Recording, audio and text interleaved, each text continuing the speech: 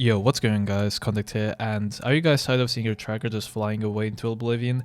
Or having to do the infinity loop symbol in order to attract the tracker back to where it's supposed to be? Then there's this way that you can fix that. All you have to do is just get another tracker. You can either get the 1.0 trackers, the 2.0 trackers, the 3.0 trackers, or the Tundra trackers, although I would advise you guys getting the 3.0 trackers or the Tundra trackers because they're a lot smaller, they're a lot lighter, and especially I've seen people saying that the 2.0 trackers and the 1.0 trackers might get in the way of the camera, so if you're using the default Oculus Quest 2 controllers, they might get drifty. For the mounting support, I started with tape because I didn't know if it was going to get in the way of the see-through mode. But the only thing that I could see was like the lower part of the tracker that kind of sticks out, kind of looking as if you had a horn on your head. So for the software, we're going to be using Space Calibrator BD version. The reason why you want the BD version is because the BD version is the continuous calibrated version. Then you want to click yes, okay, I agree, and that's about it. But anyways, once you're in VR, you want to open up Space Calibrator. In the reference space, you want to choose Oculus Quest 2. The target space, you want to choose the Vive tracker that's on your head.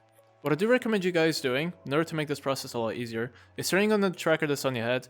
Therefore, you already know which tracker is which, and then, afterwards, connecting the other trackers.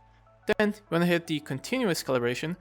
If this is the first time that you're doing, you will notice that the trackers will be going forward, backwards, to the left, to the right, and then they'll go back to where they're supposed to be in real life.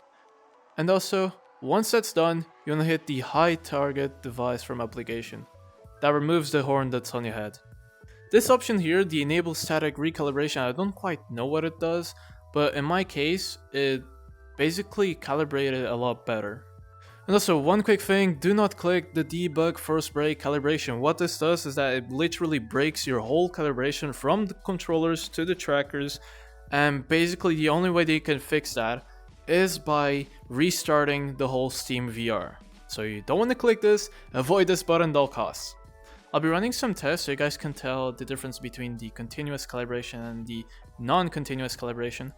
So I did a couple of tests so you guys can tell the difference between the continuous tracking and non-continuous tracking, and as you guys can tell, it's not a really big difference. Here's me doing 360s with continuous tracking, and here's me doing 360s without continuous tracking. It's not a really big difference. I know that this happened at the end while I was doing without continuous tracking, but I do believe that was just the trackers being off the base station. Like the base stations weren't able to track the tracker. And now I'm going to be using my controller so you guys can tell the difference if it's actually drifting a lot more in the different modes. So here's me with continuous tracking.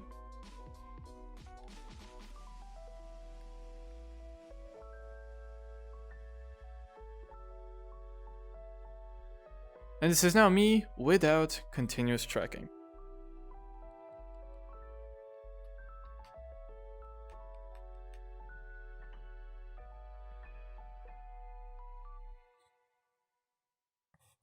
As you guys might have seen, the difference is there, but it's not a really dramatic change.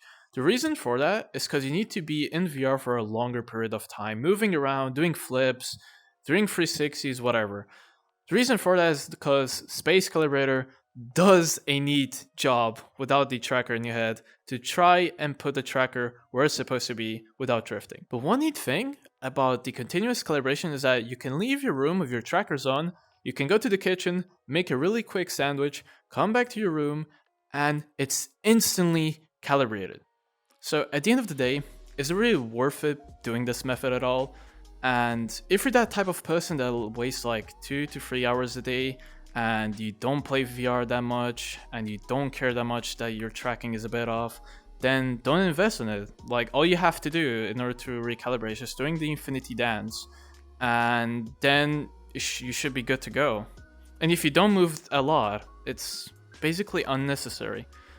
But if you're that type of person that plays more than 2 to 3 hours a day, and you do move a lot, you start doing 360s, you start doing this, that, you start doing flips, like totally invest in it. It's so much better.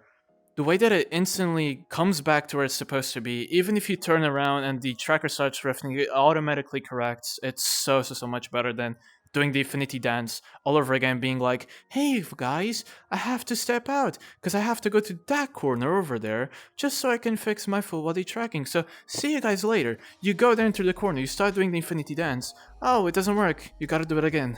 Do it again. Do it again. And yeah, you get the point. But anyways, I'm going to sum up this video here, so thank you guys so much for watching this video. If you guys do like my VR content, make sure to hit the subscribe button down below and make sure to like. And yeah guys, peace out.